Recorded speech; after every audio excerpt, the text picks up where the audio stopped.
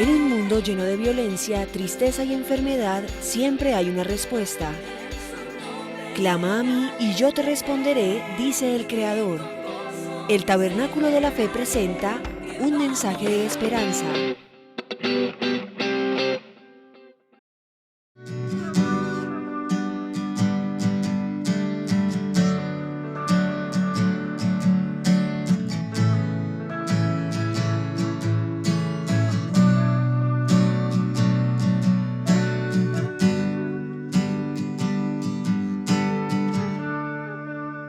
Hoy quiero hablar, en lo que estamos hablando del Espíritu Santo, hablamos del Espíritu Santo en la vida de Jesucristo, después hablamos del Espíritu Santo en la vida de la iglesia. Hoy queremos iniciar 2, 3 cultos, momentos, para hablar del Espíritu Santo en la vida de la familia. Una familia debe vivir llena del Espíritu Santo. Si la iglesia vive llena del Espíritu Santo, tiene que afectar a la familia. Y una familia debe vivir en la llenura del Espíritu Santo y andar en el poder del Espíritu Santo. Y ser guiada en lo que tiene que suceder en la familia. Quisiera comenzar con unas diapositivas de hombres de valor, del pacto de un hombre de valor, para recordárselo a mis hermanos. Hagamos un pequeño repaso, porque somos oidores olvidadizos. Pacto de un hombre de valor.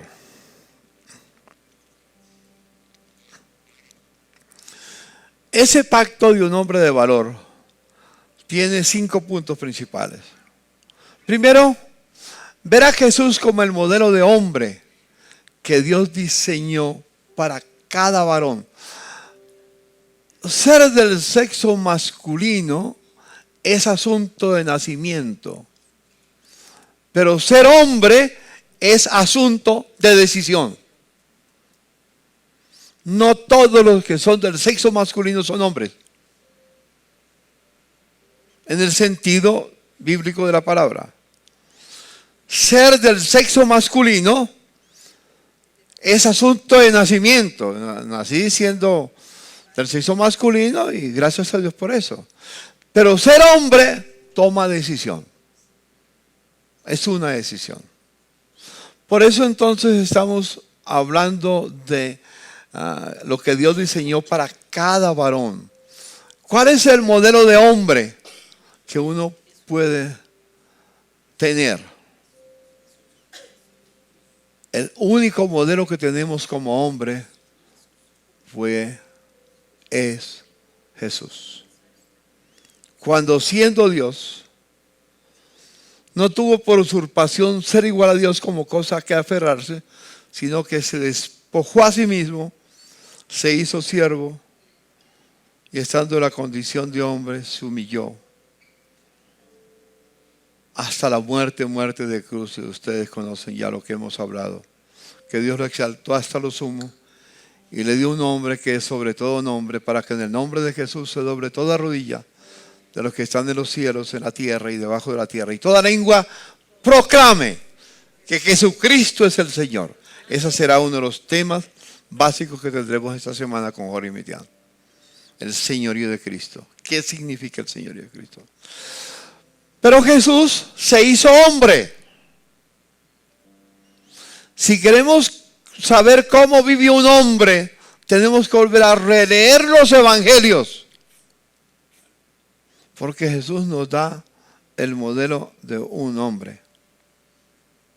Vivimos en una generación donde la masculinidad, si usamos esa expresión, está desapareciendo. Ya hoy en día los gobiernos, los educadores no saben si es un hombre o una mujer, porque ya es el ser humano el que decide si es hombre o mujer, mejor dicho. La situación va. Pero en nosotros en la iglesia seguiremos con el principio. ¿Quién es un hombre? Un varón que debe portarse como hombre. En otras palabras, Pablo dice en 1 Corintios 16:13, portaos varonilmente. Es decir, portaos como hombres. Y nuestro modelo es Jesucristo. Volver a leer los evangelios para saber cómo vivía un hombre viendo a Jesucristo es sencillamente maravilloso. Nos despierta a otra dimensión de lo que hemos vivido. Les animo a que vuelvan a leer los 4 evangelios, principalmente cómo vivió Jesús. Así debemos vivir todos, muy especialmente los hombres. En este aspecto, un hombre es uno que vive conforme a las enseñanzas de Jesús para ser transformados a su imagen y semejanza. Allá en Romanos 8:29 dice que a los que antes conoció, también los predestinó para que sean hechos conforme a la imagen de su Hijo. Y esto nos habla de vivir una vida muy diferente a la que normalmente se vive en las culturas que tenemos. Hombres de valor es un gran desafío. Lo segundo, vivir el gran mandamiento. ¿Cuántos se acuerdan cuál es el gran mandamiento? Cuéntense de memoria el gran mandamiento. Amarás al Señor tu Dios con todo tu corazón, con toda tu alma, con toda tu mente, con todas tus fuerzas, y a tu prójimo como a sí mismo. Un hombre de valor encarna ese mandamiento en su vida y lo expresa en todo lo que hace. Amar al Señor con todo mi corazón, alma, mente y fuerzas, y a mi prójimo como a mí mismo. Tercer aspecto del pacto: obedecer la gran comisión. ¿Cuál es la gran comisión? Ir por todo el mundo y hacer discípulos. Pero para poder hacer discípulos, ¿qué hay que hacer? Ser discípulo. Uno no puede hacer lo que no es en la vida cristiana. Uno tiene que ser discípulo de Cristo, lo hemos dicho, por eso estamos invitando a lo de discipulado, que es el tema central de esta semana, con el reino de Dios, señorío de Cristo y discipulado.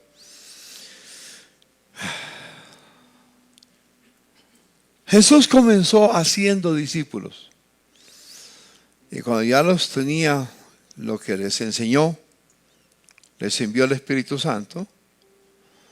Y cuando les envió el Espíritu Santo, ¿para qué les envió el Espíritu Santo? Para que fueran por todas las naciones e hicieran discípulos. ¿Cómo? Enseñándoles que obedezcan todo lo que Él les mandó. Por eso hemos dicho que un discípulo es uno que cree todo lo que Jesús dice y hace todo lo que Jesús ordena. No hay momento de seleccionar. Es un asunto de obedecer, porque Dios da el Espíritu a los que le obedecen. Hechos 5:32. Ser y hacer discípulos para discipular a las naciones, proclamando el reino de Dios y el señorío de Cristo, será el tema central de esta semana. Ese tercer punto. Sigamos. Pacto de un hombre de valor, el cuarto punto. Honrar, ¿qué? La institución de la familia. Y decimos algo más. Reconocer que el matrimonio es, ¿qué? Un pacto para toda la vida. Recuerden que hemos hablado de lo que es un pacto. Un pacto en la vida cristiana no se hace entre dos, sino entre tres. Y hablamos del matrimonio.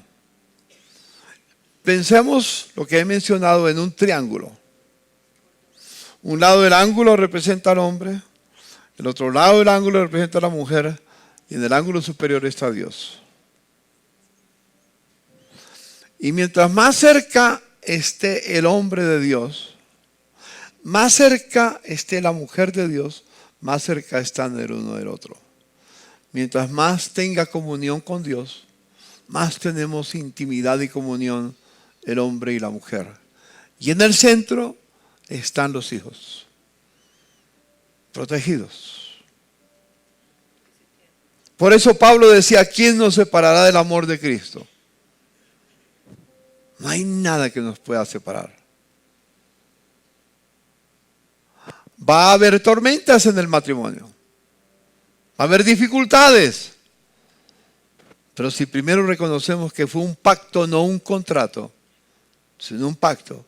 Porque los contratos se deshacen como se hacen. El pacto no.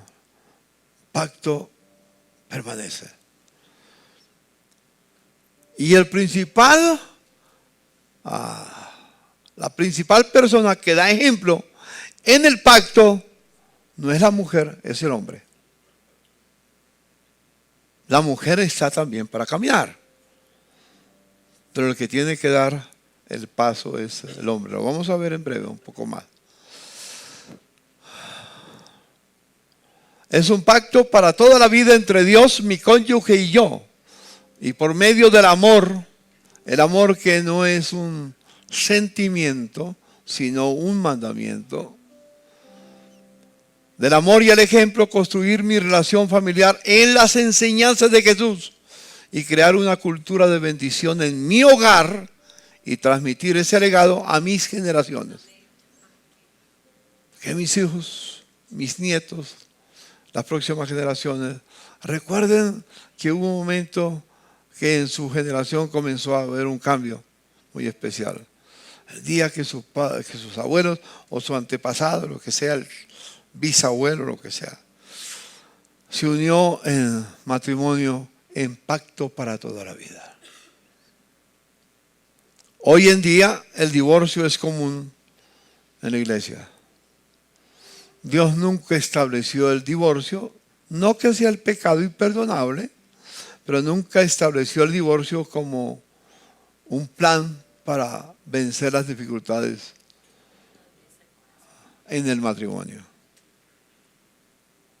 Hay formas más sabias. La oración, por ejemplo. El perdón.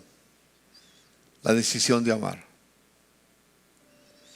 Y de eso vamos a seguir hablando en lo que es la facultad de familia que vendrá. Hoy solamente un pequeño repaso a algunos que estuvieron conmigo, que están acá. ¿Cuántos están acá que estuvieron conmigo cuando lanzamos Hombres de Valor en 1995? Levante la mano, ahí unos pocos. Está mi hija, que se dio cuenta que me acompañó. Los pocos que están lo recuerdan bien. Esta semana me encontré varios pastores acá, varios líderes que venían de distintos lugares. Me decían, pastor, ¿y cuándo retomamos Hombres de Valor? Yo me convertí en Hombres de Valor. Otros me decían, no sabe cómo me cambió la vida, Hombres de Valor, y me llamó el Señor al ministerio. Y voy por tantas partes de América Latina y siempre me lo recuerdan. Y esperamos, ya he explicado por qué, pero ya llega el momento, creo que está llegando el momento, Manuel, de hacer un trabajo especial. Sigamos. El quinto, un hombre de valor hace un pacto de amar la iglesia del Señor. Cuando hablamos de la iglesia, hablamos de la iglesia en totalidad. No solamente de la comunidad donde estamos. Empieza por la comunidad. Pero nos vamos a amar todo el cuerpo de Cristo en la tierra. Invertir tiempo y recursos para ver florecer mi comunidad, empieza ahí, mi comunidad cristiana, y vivir el mínimo irreducible con mis hermanos en la fe, y honrar mis líderes espirituales. Recuerden que el mínimo irreducible es el gran mandamiento. Lo que llamamos lo menos que un hombre puede hacer es amar a Dios con todo el corazón. Es lo menos, no es lo máximo. Fuimos creados para amar a Dios. Y fuimos creados para amar a nuestro prójimo. Es lo mínimo que debemos hacer. Y que Dios nos ayude a vivir lo mínimo. Si vivimos lo mínimo, muchas cosas van a pasar. ¿Está entendido ese punto? Eso es lo que estamos viendo. Todo esto es posible solo, escuchen, ustedes dicen, pastor, ha puesto la vara muy alta. Tú y yo en nuestra fuerza no lo podemos cumplir, a menos que estemos llenos del Espíritu Santo. Necesitamos la llenura del Espíritu Santo. Necesitamos andar en el poder del Espíritu Santo. Por más que tú y yo tratemos en nuestras fuerzas de hacerlo, fracasamos. Solo en el poder del Espíritu Santo, solo con la presencia del Espíritu Santo, solo con la llenura del Espíritu Santo, un hogar debe vivir lleno del Espíritu Santo, actuar en el poder del Espíritu Santo. El Espíritu Santo no es solo para la iglesia. Vamos a ver algunas cosas muy importantes en este campo. Sigo con otras cosas que dije a los hermanos esta semana. Bueno, digo, como hombres de valor construiré, un hombre con impacto se compromete a construir relaciones sanas con otros hombres que se han comprometido con Jesús, y lucharé por la restauración de la institución de la familia y buscaré la transformación de las naciones y la redención de nuestra cultura, proclamando que Jesucristo es el Señor para gloria de Dios Padre. Esto como fue escrito hace 25 años, 27 años más o menos, lo escribí. Tenemos que añadirle hoy en día muchas cosas. Pero aquí por lo menos podemos decir, lucharé por la restauración de la institución de la familia y la defensa de la dignidad de la vida y de la libertad de conciencia, que está amenazada en este momento. Hay que ampliar, ponerlo, actualizarlo. Pues ya vendrá, tengámoslo en cuenta. Una figura que utilizo para hombres de valor es el león y el cordero, basado en Apocalipsis capítulo 5, cuando el ángel o el anciano le dijo a Juan: no llores, he aquí el león de la tribu de Judá ha vencido. Porque Juan estaba llorando en el capítulo 5, nadie era digno. Y le dice la voz del que hablaba con él: no llores, he aquí el león de la tribu de Judá ha vencido y es digno. Y cuando Juan volteó a mirar, ¿qué vio? Un cordero. Jesús es león y cordero. Y un hombre que sigue a Jesús como modelo es león y cordero. Firme como león y tierno como cordero. Y esa ternura y esa firmeza empieza en el hogar.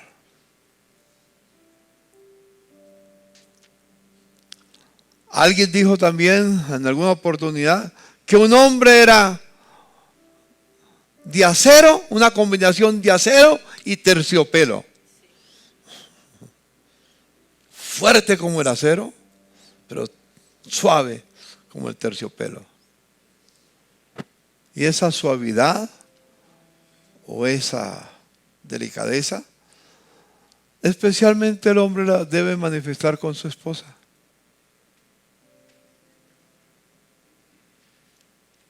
Hay hombres que tal vez con los demás son muy firmes, muy suaves con los demás, como dicen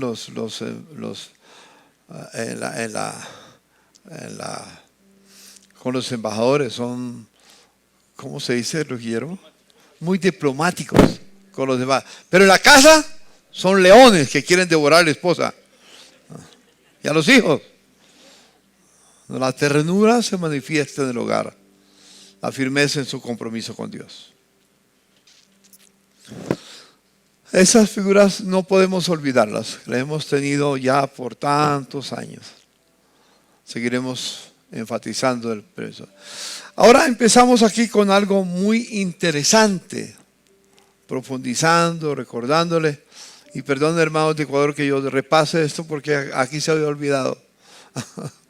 Aquí se había pasado por alto. El hombre tiene 5 roles que cumplir en el hogar. En el hogar. principalmente. No únicamente, pero en el hogar principalmente. Primero, un hombre sacerdote de su casa.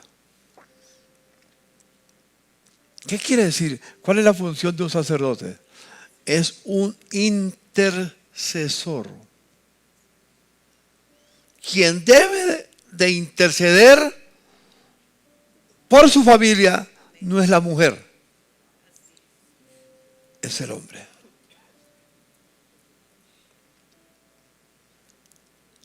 Dios nos puso como sacerdotes en la casa, porque Jesús es el modelo. Jesús como modelo tiene esas 5 características. Primero, es sacerdote y vive siempre para interceder por nosotros. ¿Quién somos nosotros? La esposa de Cristo. Tomando esa realidad, lo trasladamos al hogar. Quien debe de interceder por su esposa, por sus hijos, por su familia, presentarlo siempre delante de Dios, es el hombre. No la mujer. La mujer debe de ser ayuda idónea, pero el responsable es el hombre.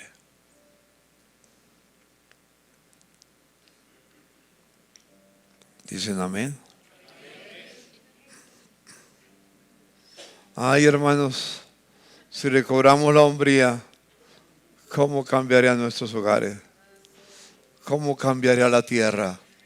Hemos dicho que como está la familia, que la salud de la familia determina la salud de la iglesia. Si la familia que compone la iglesia está enferma, la iglesia está enferma. Hemos dicho que la salud de la familia determina la salud de la nación. Si la familia está enferma, la nación está enferma. Hemos dicho también que el matrimonio es la clave de la familia. Si el matrimonio está enfermo, la familia está enferma. La iglesia está enferma. La nación está enferma.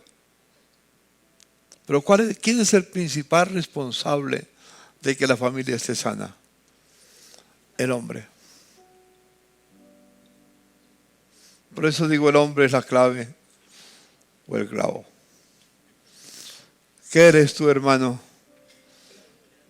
¿La clave o el clavo? Yo espero que si eres el clavo, espero que se convierta en un hombre de valor, para que no sea el clavo, sino la clave que va a traer sanidad al que Dios va a utilizar. Es un gran desafío. Tenemos que aprender a ser discípulos. Un discípulo, un hombre que es discípulo, es un hombre de valor.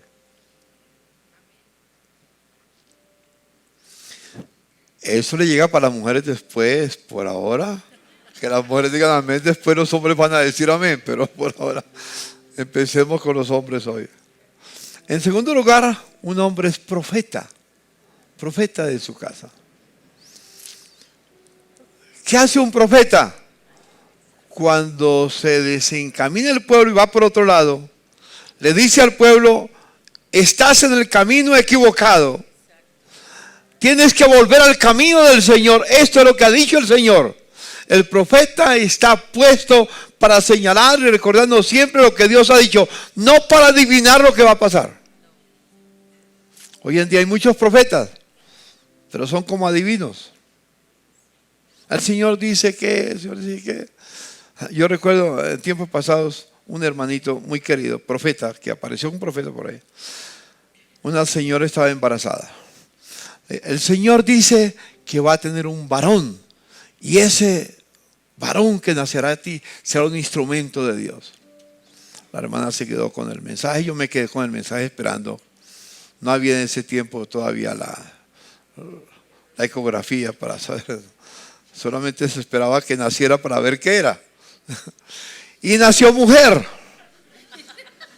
Llamamos al profeta, ¿qué pasó? Dice, no es para el próximo.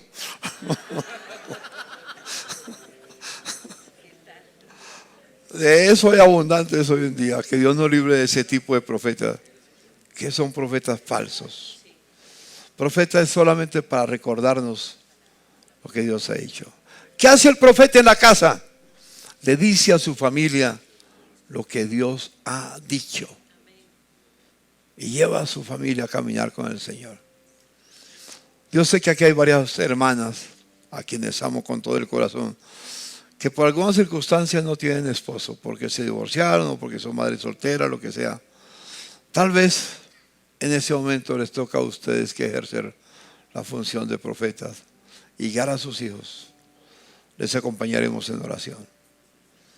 Los ancianos están con su familia, con su esposa, para acompañarles en esa decisión en su casa.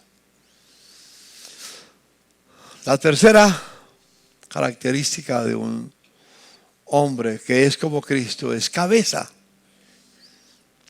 En Efesios 5:23 dice que el marido es cabeza de la mujer, así como Cristo es cabeza de la iglesia. La cabeza de la iglesia, ¿quién es? Cristo.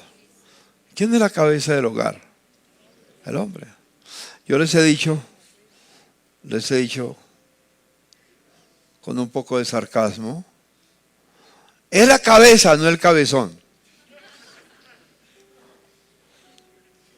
Algunos hombres son los cabezones de la casa. No, la cabeza, la que sabe recibir y acumular la sabiduría de Dios en su mente para guiar su casa en los caminos del Señor. Cabeza. Es maestro. Jesús no solamente fue sacerdote, fue profeta, es cabeza. ¿Qué más? Maestro. Maestro. No profesor. Hay diferencia entre el profesor y el maestro. Como lo dije y lo dije ayer, antier. El profesor da la clase y si el alumno agarró, bien. Y si no agarró, problema de él. Calificación no pasa, repita. O expulsado por fallas. Un maestro no. Un verdadero maestro no solamente enseña, sino que busca que el alumno entienda. Está con él para ayudarle, para sacar las lagunas que tiene de su mente y ayudarle a comprender. Porque el anhelo del maestro es que su alumno sea como él, por lo menos.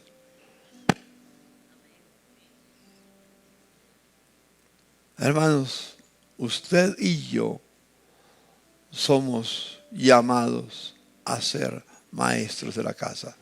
Y una característica del maestro, el maestro vive lo que enseña. El profesor dice una cosa y vive otra. El maestro no, vive, enseña con su vida. No enseña nada que no haya vivido. Por eso dice Lucas en Hechos: oh Teófilo, te recuerdo las palabras que Jesús comenzó a hacer, primero a hacer y luego a enseñar. No enseñó lo que no hacía. No enseñó lo que no vivía. Jesús enseñó a sus discípulos con su vida, porque era maestro. Qué reto para los hombres, ¿no es cierto? Alguien dirá, pues yo me paso a la ideología de género más bien. Y me convierto en mujer, que me pongan hormonas, que me pongan lo que quiera. ¿Cuántos dicen amén de los varones? No quiero.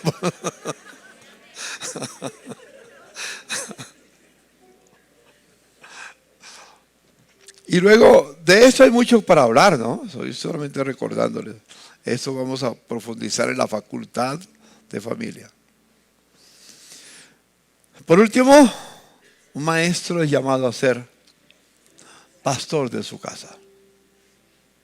Un hombre de valor es llamado a ser el pastor de su casa, el que cuida el rebaño, cuida a su esposa, a sus hijos. Y si en algún momento uno de sus hijos se perdió del camino, sale a buscarla. Porque es su rebaño. Es el rebaño.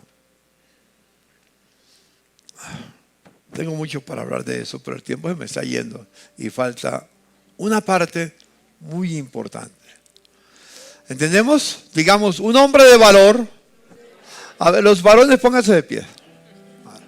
Los varones, perdón que así no se me duermen, hermanos. Digan, un hombre de valor es sacerdote, profeta, cabeza, maestro y pastor. Amén. Que Dios nos ayude. Ese es un reto muy vital para defender la familia. Hoy en día, más que nunca, se necesita hombres así, porque la familia está amenazada y tenemos que ser como los hijos, como los hombres en el tiempo de Nehemías. ¿Recuerda que lo hemos hablado tantas veces? Que le dijo a los varones, a los encargados: levántense, tomen espada y peleen por sus esposas, peleen por sus hijos, peleen por su familia. Y se pusieron firmes y el enemigo tuvo que huir. Es momento en que los hombres nos pongamos firmes para defender la familia. Se amenaza la familia, pero Dios está con nosotros y defenderemos la familia para gloria de Dios. Hermanas, den un aplauso a las hermanas ahora. Amén. Amén, amén. Tomen asiento, hermanos. Voy a un punto más. Está basado, voy a empezar con un personaje que se llama Abraham. Cuando Dios llamó a Abraham, le dijo estas palabras. Pero Jehová había dicho a Abraham, o Abraham, en ese tiempo todavía Abraham, pero después Abraham: vete de tu tierra y de tu parentela y de la casa de tu padre a la tierra que te mostraré, y haré de ti una nación grande, o como traducen otras versiones, una gran nación. Y te bendeciré y engrandeceré tu nombre y serás bendición. Bendeciré a los que te bendijeren y a los que te maldijeren maldeciré, y serán benditas en ti todas las familias de la tierra. Ese es el pacto abrahámico, del cual dice Pablo en Gálatas: somos parte de lo que Dios le dijo a Abraham. Si leen Gálatas van a encontrar, creo que es el capítulo 3 que lo van a encontrar. Cuando Abraham recibió esa promesa del Señor, dice el versículo siguiente: y apareció Jehová a Abraham otra vez y le dijo: a tu descendencia daré esa tierra. ¿Y qué hizo Abraham? Edificó un altar a Jehová, quien le había aparecido. Luego se pasó de allí a un monte al oriente de Betel y plantó su tienda. Escuchen, ¿tienen sus Biblias? Subrayen su tienda. Verso 8. Plantó su tienda, teniendo a Betel al occidente y ahí al oriente, y edificó allí altar a Jehová y invocó el nombre de Jehová. Dos cosas hizo Abraham. ¿Qué hizo? Plantó una tienda y edificó un altar. ¿Cuál es el mensaje? La tienda era para habitar, el altar para adorar. Es decir, Abraham consideró, con la promesa del Señor para que se cumpliera, que no tenía que construir solo un lugar de habitación, sino que su lugar de habitación se convirtiera en un lugar de adoración.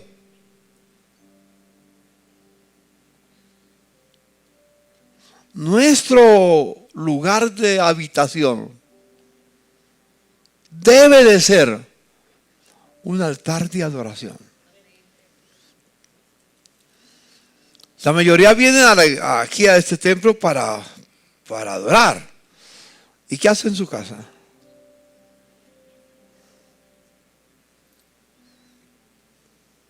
Ayúdanos, Señor. La verdad, tengo que decir, ayúdanos, Señor. El lugar de habitación debe de ser a la vez un lugar de adoración. Y ya viene Navidad, no de parranda y de todo lo demás, ¿no? Hermanos míos, varones que me escuchan, empiezo por mí mismo. Mi hogar siempre debe de ser, mi lugar de habitación siempre debe de ser un lugar de adoración. Y eso hace, si mi lugar de habitación es un lugar de adoración, hace que ese lugar de habitación se convierta en hogar. La única manera que hay hogar es cuando en la casa habitamos y adoramos. De resto se convierte como cualquier hotel. Tal vez ahora el hotel le cuesta más, pero es igual. No hay diferencia en un hotel y en una casa donde no hay adoración. En el hotel, pues usted va a dormir nada más. No adora. No hay lugar para adorar. El lugar para adorar es la casa donde yo vivo. Y en ese lugar donde vivo, cuando adoro al Señor y habito allí, lo convierto en hogar.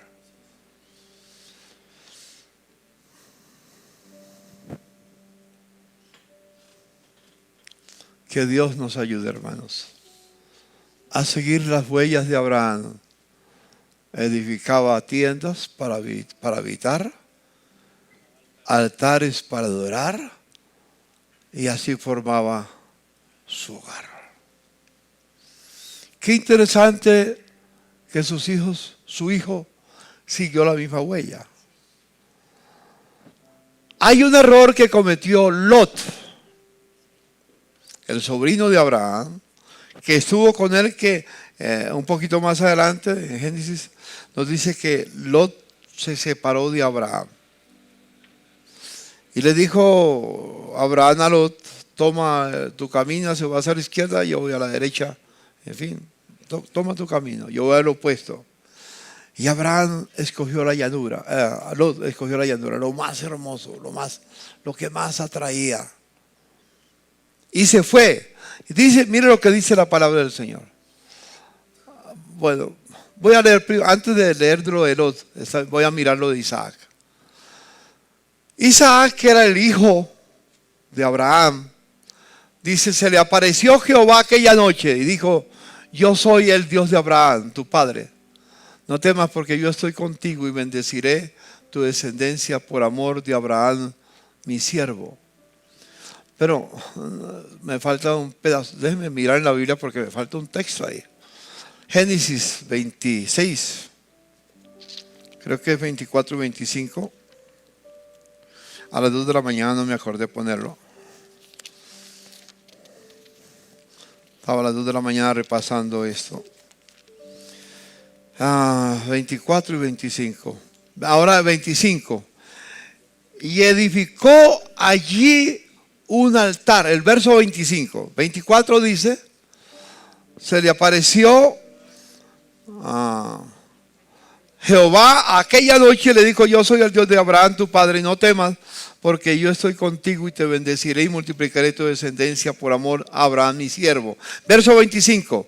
Y edificó allí Isaac un altar. ¿Qué edificó? Un altar. E invocó el nombre de Jehová y plantó allí su tienda. ¿Cuál fue el ejemplo de? ¿Quién fue el ejemplo para Isaac? Su padre. Y el hijo siguió el camino. También Isaac se convirtió en un hombre que levantaba tiendas y edificaba altares. Siguió la huella. ¿Quiere que sus hijos sigan tu huella? Sé tú el modelo. Sé tú el maestro para tus hijos. ¿Y qué hizo Jacob? el hijo de Isaac, el nieto de Abraham, tercera generación. Dijo Dios a Jacob, en el verso 1 de Génesis 35, sube a Betel y quédate allí y haz allí un altar al Dios que te apareció cuando huías de tu hermano Esaú. Y edificó allí un altar y llamó al lugar Betel, porque allí se le había aparecido Dios cuando huía de su hermano. Él fue allí a Betel para descansar, para tener una tienda, para vivir. Y entonces lo que él hizo también fue llegar a ese momento en que él edificaba un altar. Siempre comienza a extenderse en la familia. Si mis hijos nacen, crecen en un hogar donde habitamos y adoramos y vivimos para el Señor, mis hijos van a aprender. Mis nietos van a aprender. Mi descendencia va a aprender. Y ahora viene el error de Lot. ¿Cuál fue el error de Lot o el horror de Lot?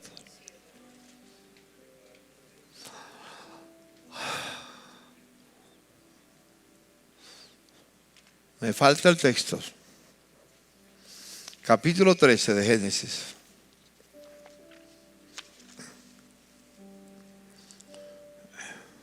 Génesis 13 y el versículo 12.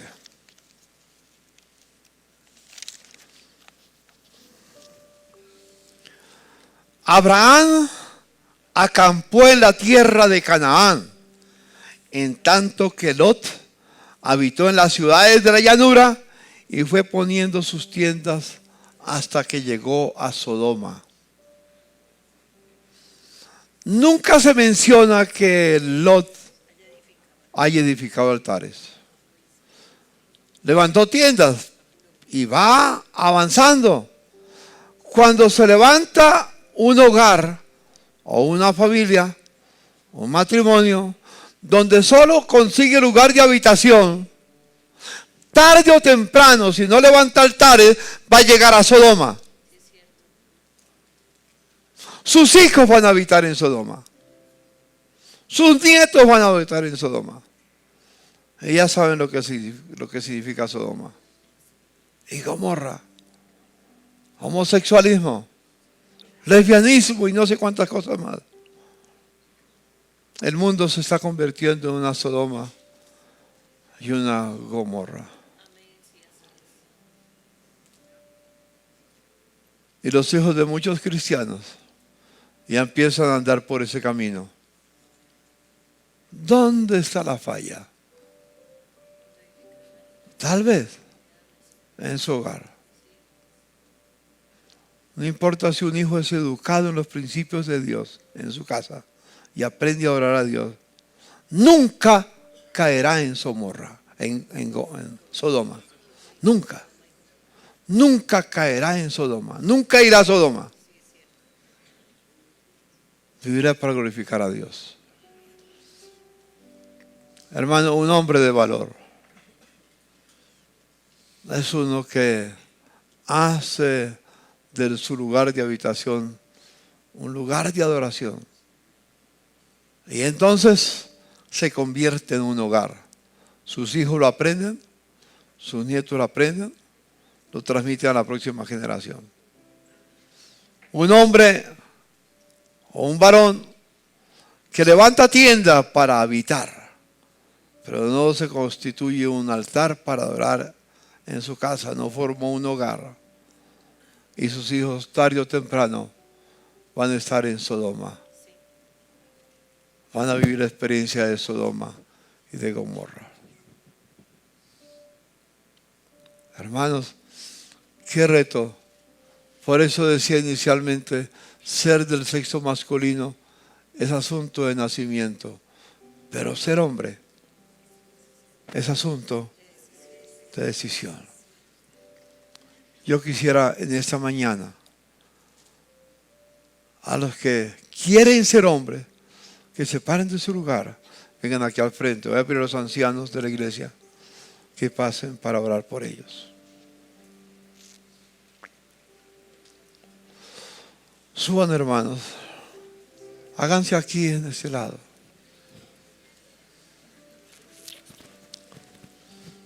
El Señor nos llama hoy a ser hombres. A ser hombres. Confesar que no hemos vivido como Dios quiere. Y que Dios nos llama para ser esos hombres que serán bendición. Aquí estamos como hombres de valor, comprometidos delante de ti. No estamos según el conocimiento de nuestra cultura, que ha hecho del hombre una triste caricatura, una caricatura machista, una caricatura violenta, una caricatura que hoy es vergüenza, que es uno de los gérmenes para que hoy tantos hombres no quieran ser hombres, sino quieran ser aquello que la ilusión de su mente les indica hacer. Por eso, Señor, te pedimos perdón de todo corazón por no haber sido los hombres que tú esperabas que nosotros fuéramos. Te hemos fallado, Señor. No queremos ser más ese remedio de hombre. Queremos ser como tú, Jesús, cuyo amor fue tan grande que fuiste a la cruz y diste tu vida por la iglesia. El sacrificio que se pide de nosotros, Señor, es muy grande, pero la retribución es mayor aún. Es ver tu reino constituido, es ver familias transformadas, es ver sociedades reconstruidas, es ver una nación fortalecida, una nación construida sobre la roca. Ese es nuestro compromiso, Señor. No es un compromiso cualquiera y sabemos que necesitamos el poder de tu Santo Espíritu para lograrlo. Por eso, Espíritu Santo de Dios, fluye con poder hoy. Toma el control, sobreabunda sobre nosotros. No nos dejes ser esos remedios. Haz que seamos esos varones construidos a la altura del varón perfecto, Jesucristo el Señor. Caminamos decididos hasta dar nuestra vida en la cruz por esta causa, que es la causa más maravillosa de todas, el reino de Dios. En el nombre de Jesús. Amén y amén. Amén.